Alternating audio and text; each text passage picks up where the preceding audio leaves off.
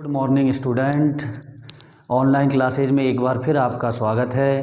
पिछले वीडियो में हमने मैट्रिक्स टॉपिक की एक्सरसाइज 3.2 के क्वेश्चन नंबर 11 और 12 का अध्ययन किया था और आज के इस वीडियो में हम इस एक्सरसाइज के नेक्स्ट क्वेश्चनों की चर्चा करेंगे। तो क्वेश्चन नंबर 13 और 14 यहाँ लिखा हुआ है, क्या है इनको देखें एक बार। क्वेश्चन नंबर 13 कि एक मैट्रिक्स यदि मैट्रिक्स ए तथा इकाई मैट्रिक्स आई हो तो के का मान ज्ञात कीजिए, जहां ए स्क्वायर बराबर 8a प्लस के आई। तो यहाँ पर इस टाइप का क्वेश्चन हमने पहले किया था, क्वेश्चन नंबर शायद 11वां था। उस क्वेश्चन में भी हमने ए और बी के मानों को ज्ञात किया था। तो अब यहाँ हम देखें कि ए से हम ए स्क्वायर प्राप्त कर लेंगे, ए इंटू ए करके, और यहाँ पर 8a में ए का मान रख देंगे और के आई में आई इकाई मैट्रिक्स रख देंगे, उसको के से गुणा कर देंगे और ये दो मैट्रिक्स आपस में बराबर आ जाएंगी। उनके संगत अवयवों को जब हम बराबर रखेंगे तो हमें के का मान प्राप्त हो जाएगा, जैसा कि हम क्वेश्चन नंबर 11 में भी कर चुके हैं और भी क्वेश्चनों में हम इस प्रकार के अज्ञात मानों को हम ज्ञात कर पाए थे। अब हम आगे बढ़ते हैं क्वेश्चन नंबर 14 पर। क्वेश्चन नंबर 14 क्या है, इम्पोर्टेंट सवाल है आपका ये बोर्ड की दृष्टि से। तो क्या है, आपके पास एक समीकरण आपको दे रखा है इस रूप में हो तो कैपिटल ए का मान ज्ञात कीजिए। कैपिटल ए एक मैट्रिक्स है, ये कह रहा है कि ये जो मैट्रिक्स है वो इस मैट्रिक्स से गुणा हो करके ये वाली मैट्रिक्स हमें प्राप्त होती है। तो हमें मैट्रिक्स ए जो है अज्ञात मैट्रिक्स, उस मैट्रिक्स को ज्ञात करना है। तो इसके लिए हम देखें कि दो मैट्रिक्स आपस में गुणा होने के लिए क्या नियम है। दो मैट्रिक्स आपस में गुणा कब हो सकती है, जब पहली मैट्रिक्स के स्तंभों की संख्या दूसरी मैट्रिक्स की पंक्तियों की संख्या के समान हो।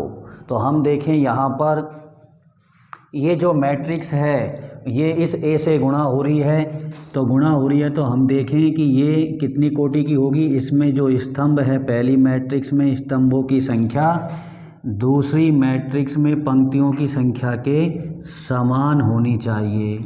तो यानी कि ये 2 है तो ये भी 2 ही होना चाहिए, ठीक। अब ये अगर 2 है, अब हम देखें कि गुणन जो मैट्रिक्स प्राप्त होती है वो कितनी कोटि की प्राप्त होती है। वो पहली मैट्रिक्स तो पंक्तियाँ और यहाँ पे जो बचता है स्तंभ, उस के गुणन के बराबर उसकी कोटि होती है। तो ये 3 तो देखो ये रहा और दूसरा 3 आया है, जिसका मतलब ये 3 यहाँ पर लिखा हुआ है।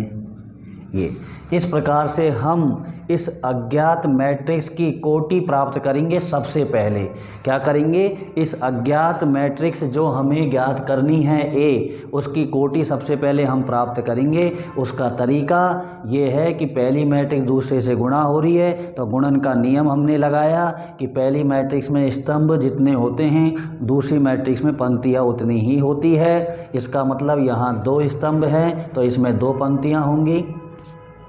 और दूसरी बात कि गुणन जो मैट्रिक्स हमें प्राप्त होती है उस गुणन मैट्रिक्स जितनी कोटि की होती है उसमें जो पंक्ति होती है वो पहली मैट्रिक्स की होती है और जो स्तंभ होते हैं वो दूसरी मैट्रिक्स के होते हैं। हाँ जी, तो 3 इंटू 3 कोटि की ये गुणन मैट्रिक्स बनती है। तो इससे हमें ये जो अज्ञात मैट्रिक्स है उसकी कोटि प्राप्त हो गई 2 इंटू 3 की। तो अब हम इसको प्राप्त करते हैं, उसके लिए क्या करें, मान लेते हैं कि माना ए बराबर 2 तो पंक्तियाँ और 3 स्तंभ A B C D E F, ये हो गई आपकी, हमने मान ली 2 इंटू 3, 2 पंक्तियाँ और 3 स्तंभ। तब क्या बन जाएगा हमारे पास समीकरण, 1 0 2 -1 -3 4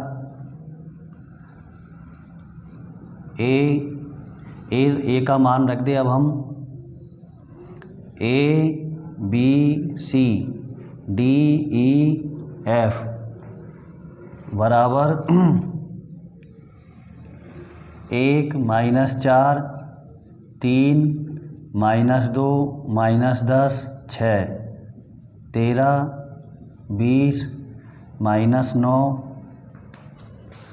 देखिए अब आप गुणा का नियम हमारा वही है कि पहली मैट्रिक्स की एक पंक्ति दूसरी मैट्रिक्स के एक स्तंभ से गुणा होती है।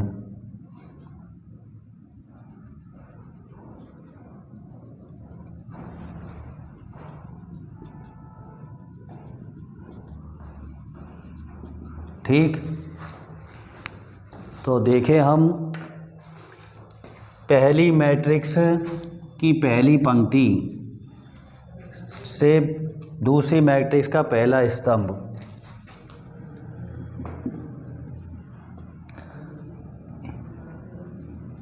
A+0, दूसरा पहली पंक्ति को दूसरे स्तंभ से करें तो 1 से B को किया तो B, 0 से E को किया तो 0, तो ये B+0 हो गया। और फिर पहली पंक्ति को तीसरे स्तंभ से किया, 1 को C से किया तो C और 0 को F से किया तो 0, तो C+0। अब दूसरी पंक्ति को पहले स्तंभ से 2 को A से किया, 2A minus D, 2A minus D, 2A minus D, और ये हो गया 2B minus E, 2B minus E, और ये हो गया 2C minus F, 2C minus F। इसके बाद हम तीसरी पंक्ति पर आए, माइनस के 3A plus 4D, 3A plus के 4D, और माइनस के 3B, तीसरी पंक्ति को दूसरे से माइनस के 3B प्लस 4E, और माइनस के 3C प्लस 4F, माइनस के 3C प्लस 4F। और ये क्या है हमारे पास, पहली पंक्ति में 1 माइनस 4 3, दूसरी पंक्ति में माइनस 2 माइनस 10 और 6, तीसरी पंक्ति में 13 20 माइनस 9। ठीक, अब हम देखें दो मैट्रिक्स हमारे पास बराबर है तो संगत अवयव बराबर होंगे, तो यहाँ से क्या मिल गया, A बराबर 1, B बराबर -4 और C बराबर 3, और 2A माइनस D बराबर -2 और 2B माइनस E बराबर -10 और 2C माइनस F बराबर 6। देखिए पहला एलिमेंट पहले के संगत 1 आ गया, B का मान -4 आ गया और C का मान 3 आ गया। ये एलिमेंट है दूसरी पंक्ति पहले स्तंभ में, ये दूसरी पंक्ति पहले स्तंभ में अवयव के बराबर हो गया। ऐसे ही दूसरी पंक्ति दूसरा स्तंभ, ये दूसरी पंक्ति दूसरा स्तंभ, और ये दूसरी पंक्ति तीसरा स्तंभ, दूसरी पंक्ति तीसरा स्तंभ। अब हम देखें यहाँ पर कि यहाँ पर A का मान रख देते हैं तो D का मिल जाएगा, तो A का मान ये रहा आपके पास 2 × 1 माइनस D बराबर -2, तो यहाँ से कितना आ गया, -D बराबर -2, तो ये आ गया D बराबर 4। ठीक, इसके बाद इसमें देखें यदि हम यहाँ पर B का मान रख देते हैं तो हमें किसका मिलेगा, E का, तो B का मान ये रहा -4, तो 2 × -4 माइनस के E -10, तो ये हो गया -8 -E -10, तो -E बराबर -10 प्लस के 8, तो -E बराबर -2, तो ये आ गया E बराबर 2। अब इसके बाद हम तीसरे पर आए, यदि हम यहाँ पर C का मान रख दिए तो हमें F का मिल जाएगा, और C का ये रहा 3, तो 2 × 3 माइनस F बराबर 6, माइनस F बराबर 6 - 6, तो ये आ गया माइनस एफ बराबर 0, तो एफ बराबर 0। तो ये देखिए हमारे पास सारे मान आ गए। मैट्रिक्स ए में 6 अज्ञात मान थे, A B C D E F. अतः मैट्रिक्स ए बराबर क्या हो गया, ए का मान 1, बी का मान -4, सी का मान 3, डी का मान 4, ई का मान 2 और एफ का मान 0। ये आ गई आपके पास 2 × 3 कोटि की मैट्रिक्स। इस प्रकार से ये क्वेश्चन 2 नंबर में आसानी से आ जाता है और अच्छा क्वेश्चन है। समझने की बात यहाँ पर थी कि जो ए है मैट्रिक्स वो कितनी कोटि की बनेगी, ये ध्यान रखने की बात है, अन्यथा प्रश्न गलत हो जाएगा। कंप्लीट हो गया ये क्वेश्चन। अब हम आते हैं नेक्स्ट क्वेश्चन की तरफ, क्वेश्चन नंबर 15।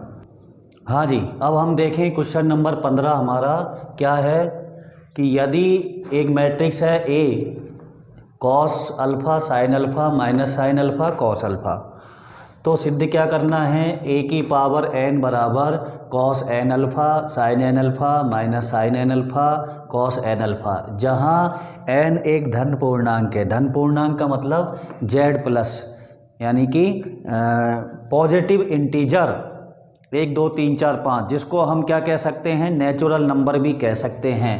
तो मैंने यहाँ लिखा है अथवा n small n is belongs to capital N। Capital N का मतलब नेचुरल नंबर। तो यानी कि हमें समस्त n के समस्त नेचुरल मानों के लिए या समस्त धन पूर्णांकों के लिए इस समीकरण को संतुष्ट कराना है। तो इसका मतलब ये अब कैसे होगा, इसके लिए हमने 11वीं क्लास में एक टॉपिक था गणितीय आगमन सिद्धांत, उसकी सहायता से हम इस क्वेश्चन को कर सकते हैं। क्योंकि वहाँ पर हम क्या करते थे कि किसी भी कथन की सत्यता की जांच करते थे, तो उसके लिए हम क्या करते थे, 3 स्टेपों में उस क्वेश्चन का या उस कथन की हम सत्यता की जांच करते थे। फर्स्ट स्टेप में हम n बराबर 1 पर उसको प्रूव करते थे कथन को, सेकंड स्टेप में n बराबर k पर हम उसे सत्य मानते थे, और तीसरे स्टेप n बराबर k+1 पर हम फिर उसे प्रूव करते थे। यदि हम इन 3 चरणों का सफलतापूर्वक पूर्ण करा देते हैं तो फिर हम लिख देते थे कि तीनों से स्पष्ट है कि वो समस्त धन पूर्णांकों के लिए वो कथन सत्य होगा। तो यहाँ भी हम ऐसा ही करेंगे, क्योंकि हमें समस्त धन पूर्णांकों के लिए इसे प्रूव करना है। तो हमने वही गणितीय आगमन सिद्धांत लिया है। देखिए ये हमारा कथन बन गया, ए की पावर n बराबर cos n alpha sine n alpha minus sine n alpha cos n alpha, where n small n is belongs to capital N। गणितीय आगमन सिद्धांत से लिख दिया है मैंने। तो अब स्टेप नंबर फर्स्ट, n बराबर 1 पर n बराबर 1 हमने रखा इस समीकरण में, तो ये आ गया ए की power 1 cos 1 alpha sine 1 alpha sine 1 alpha और कॉस 1 अल्फ़ा। अब ये जो बना है cos alpha sine alpha cos alpha, ये हमें ये किसका मान दे रखा है समीकरण 1 में, ए का, तो इसकी जगह हम ए रख सकते हैं, तो हमने इसकी जगह ए रख दिया। तो देखिए ये सिद्ध हो गया, n बराबर 1 पर ये कथन सत्य हो गया है। सत्य है तो अब हम सेकंड स्टेप का बात करें। सेकंड स्टेप में मान लेते हैं n बराबर k पर कथन सत्य है, इसका मतलब n बराबर k पर कथन है सत्य है, इसका मतलब n का मान k ये कथन संतुष्ट करेगा। तो n बराबर k हमने इस कथन में रख दिया, तो ये बन गया a की पावर k बराबर cos k alpha sine k alpha minus k sine k alpha और कॉस k अल्फ़ा, समीकरण नंबर 2। अब हम तीसरे चरण पर चलते हैं, स्टेप नंबर 3। स्टेप नंबर 3 में क्या करना होता है, n बराबर k+1 पर हमें कथन को सिद्ध करना होता है। तो क्या सिद्ध करना है वो हमने पहले लिख दिया है, ताकि हमें हमारा टारगेट पता रहे।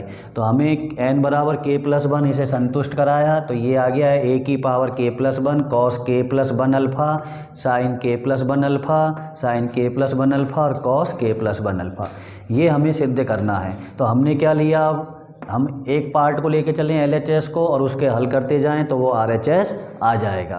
तो अब हम देखें a की पावर k+1 लिया तो घातांक नियम क्या करता है, जब आधार समान हो तो घातें जुड़ जाती है तो वो अलग अलग भी हो जाएंगी। तो यहाँ अलग अलग कर दिया है। a की पावर k का मान समीकरण नंबर 2 से और a का मान समीकरण नंबर 1 से।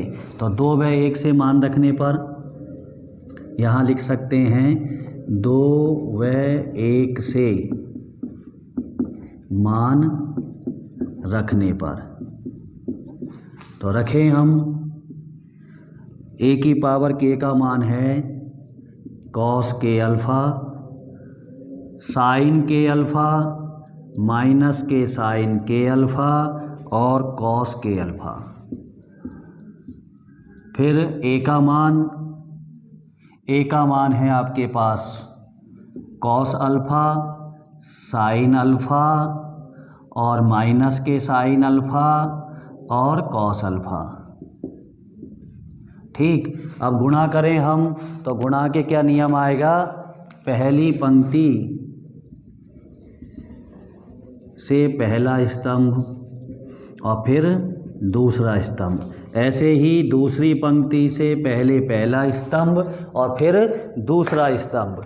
तो गुणा करें cos k alpha cos alpha, cos k alpha cos alpha plus minus sine k alpha sine alpha. पहली पंक्ति पहला स्तंभ हो गया। अब हम करते हैं पहली पंक्ति और दूसरा स्तंभ। तो cos k alpha into sine alpha और plus sine k alpha into cos alpha. अब हम आगे बढ़ें, दूसरी पंक्ति की बात करें, माइनस के sine k alpha cos alpha और minus cos k alpha sine alpha. ठीक, इधर आ जाएं, minus sine k alpha sine alpha और प्लस कॉस k अल्फ़ा और कॉस अल्फ़ा। ठीक, अब हम देखें इसमें कौन सा सूत्र लग रहा है, cos a cos b minus sine a sine b। Cos a plus b का सूत्र लग गया। किसका लग गया, कॉस a प्लस b का सूत्र लग गया। इसमें देखिए कौन सा लग रहा है, sine a cos b cos a sine b, sine a plus b का लग गया। ये बन गया sine k alpha plus alpha. फिर इसमें देखें यदि हम यहाँ से माइनस कॉमन लेते हैं तो क्या बन जाएगा, sine a cos b plus cos a sine b। तो वो ही बन गया, यहाँ भी जैसे ही वो बना था साइन a प्लस b, यहाँ भी साइन a प्लस b का, लेकिन माइनस कॉमन लेने के बाद। तो k alpha plus alpha, a का मान k अल्फ़ा और b का मान अल्फ़ा है। इसके बाद हम इस पर आएँ, यहाँ देखें वापस cos a cos b minus sine a sine b। तो इस जैसा ही बना है पूरा की पूरा सेम। तो ये क्या बन जाएगा, cos a plus b, cos a plus b। ठीक, अब हम फिर आगे बढ़े, सब में से देखिए अल्फ़ा कॉमन आ रहा है तो अल्फ़ा कॉमन निकाल लो। कॉस ये हो गया k अल्फ़ा यानी k plus 1 into alpha. Alpha common आ जाएगा तो क्या रह जाएगा, k प्लस 1। यहाँ भी अल्फ़ा कॉमन आएगा तो k प्लस 1, यहाँ भी अल्फ़ा कॉमन आएगा तो k प्लस 1, यहाँ भी अल्फ़ा कॉमन आएगा तो k प्लस 1। तो ये बन गया sine k plus 1 into alpha. ये भी क्या बन गया, sine k plus 1 into alpha और ये बन गया cos k plus 1 into alpha. यही हमें लाना था। देखिए बराबर आ गया हमारे पास जो हमें प्रूव करना था। दिस इम्प्लाइज n बराबर k प्लस 1 पर कथन सत्य है। अब हम लिख देंगे कि उपरोक्त से स्पष्ट है कि, नीचे लिखना है हमें, क्या लिखना है कि उपरोक्त से स्पष्ट है कि समस्त धन पूर्णांकों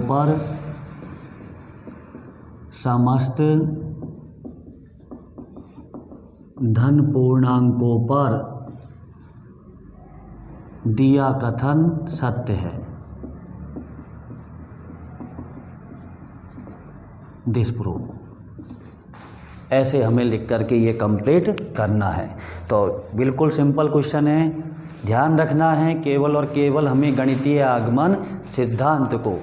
क्योंकि ये कंडीशन दे रखी है, इसलिए कंडीशन नहीं होती तो हम इसे डायरेक्ट भी कर सकते थे सिंपल।